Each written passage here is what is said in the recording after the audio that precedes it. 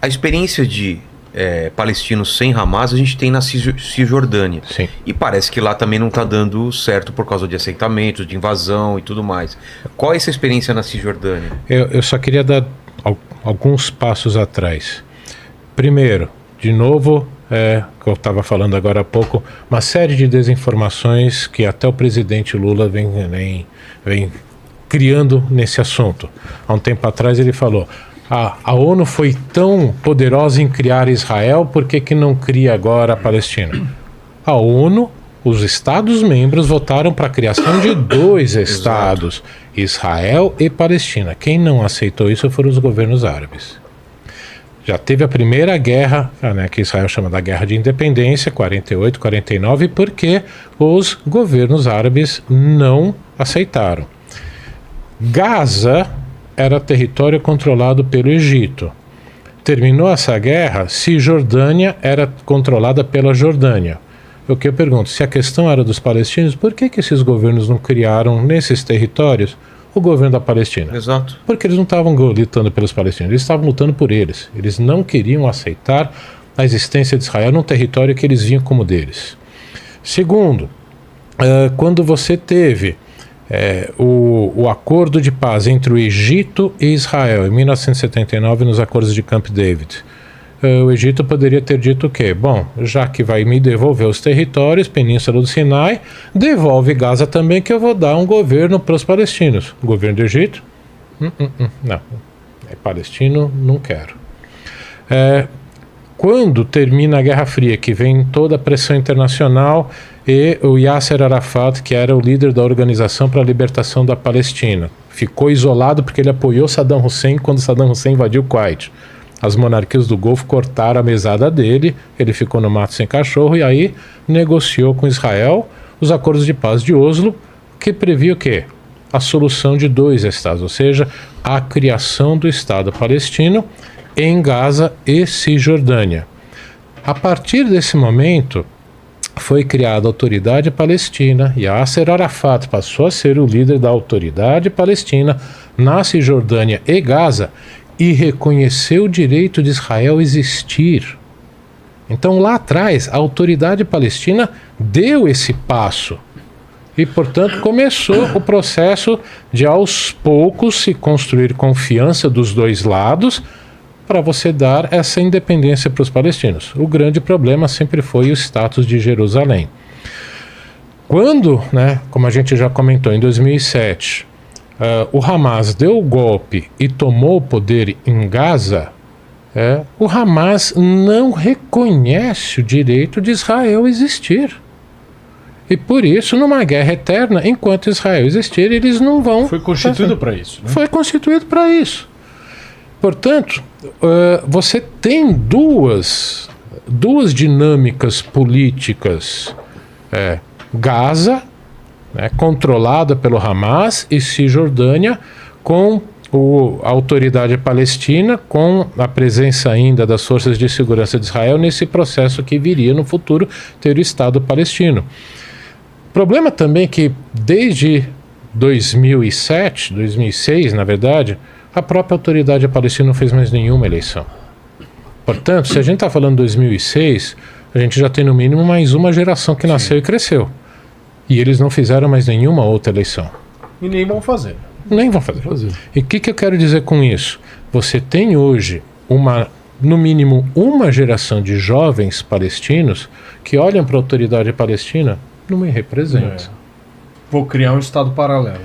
Não é à toa que vários novos grupos estão surgindo na Cisjordânia, muito mais também radicalizados. O mais famoso que se tornou recentemente foi a Cova dos Leões, que um grupo muito jovem, são realmente média entre 17 e 19 anos de idade, que não veem esse governo da Autoridade Palestina como deles e que também se radicalizou e tem começado a fazer atentados contra colonos israelenses na Cisjordânia e contra as próprias forças de Israel.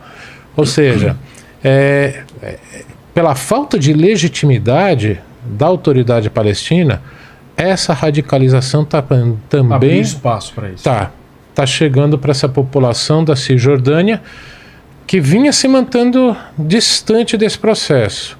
Mas a tensão cresceu nas últimas semanas na Cisjordânia também. Então, eu queria colocar um ponto, Vilela, que é algo que me preocupa bastante, assim, e eu acho que a gente tem a obrigação de pensar junto algum tipo de solução para esse impasse. Israel tem o direito de se defender. E isso é inquestionável. Aquele que fala que Israel não tem o direito de revidar depois dos ataques de 7 de outubro, não sei em que planeta que está vivendo. Israel tem o direito de dar uma resposta. Agora, tudo é uma questão de narrativa. Tudo. Você pode ter a narrativa verdadeira, você pode ter a narrativa falsa. Mas o que você precisa é apoio para esta narrativa. E uma coisa que me preocupa muito é o maior inimigo hoje de Israel não é o Hamas, é o tempo. Conforme a semana passa, a situação para Israel vai ficando pior. Por que vai ficando pior? Porque a gente tem uma situação de crise humanitária ali na faixa de Gaza que não dá, é inviável na situação que está, para a gente chegar e falar, isso aí acontece mesmo, é assim. Não dá para fazer um negócio desse. A crise humanitária ali, ela está crescente, ela está gravíssima. E há também os reféns dentro dos túneis que também precisam ser vistos. Então existem esses dois pontos. Como é que Israel vai lidar com essa questão de guerra de narrativa, da guerra midiática, que para mim é a guerra que conta? Hoje a guerra que conta é muito maior do que a guerra de tanques, a guerra de mísseis, de bombas. É a guerra do Instagram, da rede social, do Facebook, a informação que está sendo disseminada.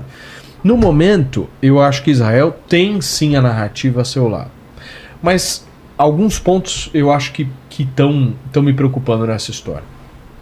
O crescente número de pessoas que estão sendo hospitalizadas ali, e os hospitais da faixa de Gaza, pela última informação que eu vi no domingo, o número estava em 14 mil pessoas que estavam nos mas também hospitais. quem falou foi o Hamas. Não, mas isso dados inclusive do próprio serviço de inteligência americano. Se não forem 14, são 10, são 9, Sim, são muita 11. gente, É muita gente hospitalizada. Se você for analisar as imagens dos palestinos ali, tendo que tomar banho no mar, com a água do mar, lavar louça com a água do mar, não ter água potável. Tem 48, 45% da população ali que está sem água potável.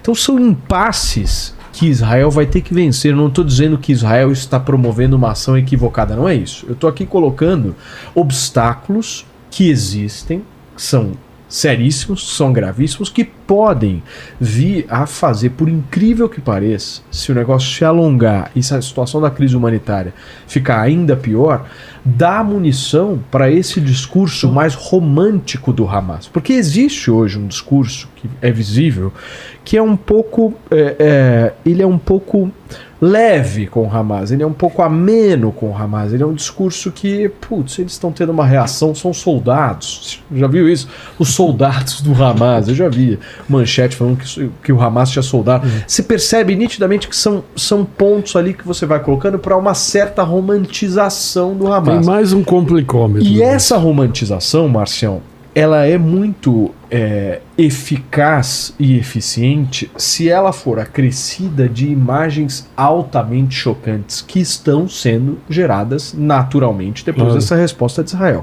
Então o ponto que eu trago para vocês é como é que Israel vai conseguir dar a sua resposta, que é absolutamente plausível e justa, precisa dar uma resposta ao Hamas, mas como é que ao mesmo tempo ele sinaliza para o mundo de que existe uma crise humanitária, eu vou tentar solucionar a crise humanitária, eu estou de olho nisso, eu estou tentando amenizar isso de todas as formas.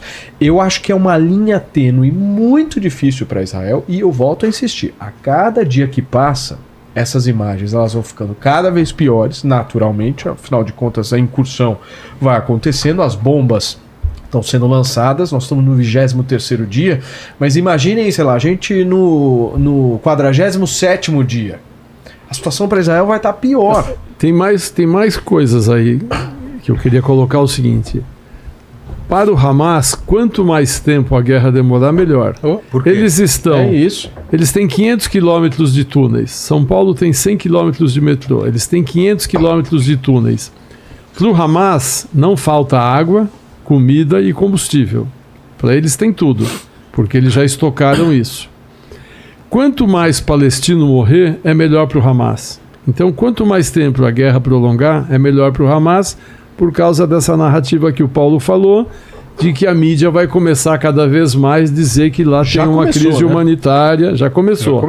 Então, e para o Hamas, se morrer 1 milhão dos palestinos, não é problema. O problema do Hamas é destruir Israel. Ele não está preocupado com os palestinos.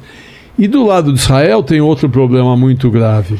Israel tem hoje 500 mil displaced person, quer dizer, 500 mil pessoas refugiadas dentro de Israel. Quem são essas 500 mil? Pessoas que estavam morando perto da faixa de Gaza, pessoas que estavam morando perto da fronteira do Líbano, que tiveram que sair das suas casas porque estavam ameaçadas. Pessoas que perderam tudo no ataque terrorista de 7 de outubro, que já não tem mais casa, não tem mais nada, órfãos que perderam os pais, pessoas que perderam os familiares, pessoas traumatizadas. Do norte do Israel também, que tiveram que sair, como eu falei, a fronteira do Líbano. Milhares de feridos. Israel também tem milhares de feridos que foram feridos no ataque de 7 de outubro, mais feridos dos mísseis que estão caindo em Israel. Então Israel tem 500 mil pessoas em situação de crise humanitária. É 5% da população de Israel, 6%, é muita gente. É como se no Brasil a gente tivesse 20 e tantos milhões de pessoas. E onde essas pessoas estão? Estão acampadas. Casas de amigos, casas de parentes, hotéis, apartamentos vazios. Estão lá improvisados, vivendo às custas do governo, que também perderam seus bens, suas roupas, tudo. Além disso, tem mais 350 mil jovens convocados para o exército. O exército israelense não é um exército profissional. Esses 350 mil não faziam só exército. Eles trabalhavam na economia israelense. Então, são empresas que estão sem mão de obra, são empresas de tecnologia, de serviço, de indústria, sei lá o que for, que está sem mão de obra. Então, nós temos 500 mais 350, 850 mil pessoas, 10% da população de Israel. Sendo que esses 350 são jovens à força de trabalho, 10% da população de Israel fora do dia a dia. Então Israel não pode prolongar essa guerra também por isso. Então, por um lado, Israel não pode prolongar. Por outro lado, o Hamas quer prolongar. Exato. Para Israel, prolongar é a pior coisa que tem. Para o Hamas, é a melhor coisa que tem. Então, tudo nessa região tem que ser vista com outros olhos. Por isso que as pessoas não podem dar palpite como dão sem conhecer, sem entender.